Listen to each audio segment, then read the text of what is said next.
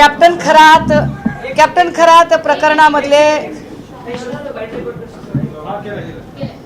खरात प्रकरणातले जे नवनवीन खुलासे पुढे येत आहेत त्यातलं आपण देताय त्या माहितीनुसार जे आपण सांगताय त्या आकड्यानुसार 15,000 कोटीची मालमत्ता जर ऑन रेकॉर्ड येत असेल तर हे धक्कादायक आहे।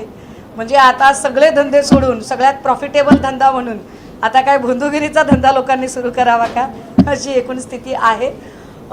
मात्र अजूनही काही महत्त्वाच्या लोकांच्या चौकशा तशाच आहेत। मी जे म्हटलं होतं की प्रशासकीय अधिकारी भांडेकर या भांडेकरची जी एकूण मालमत्ता आहे त्या मालमत्तेचा अजूनही चौकशी किंवा त्याचा तपास अजून सुरू झालेला नाही। भांडेकरची पत्नी आणि कल्पना खरात यांची सुद्धा काही ठिकाणी एकत्रित संपत्ती असल्याचं कळतंय तर त्याची सुद्धा माहिती तपास चौकशी होणं अपेक्षित आहे।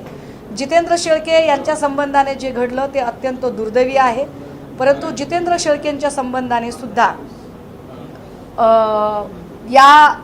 याचा एडीआर कदाचित आतापर्यंत आलेला असेल, पण याची एक वेगळी चौकशी व्हावी, त्याच्यासाठी एक वेगळी CBI लेवलची चौकशी व्हावी जेणेकरून याच्यातले जे सगळे हिडन अँगल्स आहेत ते हिडन अँगल्स समोर येतील।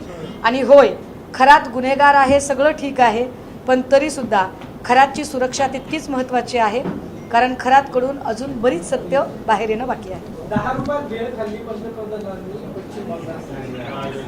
बापरे, ते त्यांचं काय बाबा, त्यांचं काय 4 माणसात काढण्यासारखं नाही हो, काय सांगायचं साहेब, ते काहीही करू शकतात। मी आत्ताच ते एवढे फोटो दाखवले ना, दाखवा जरा तुमच्या चॅनलला, तुम्हाला पाहिजे असेल तर फोटो पाठवू का मी सगळ्यांना?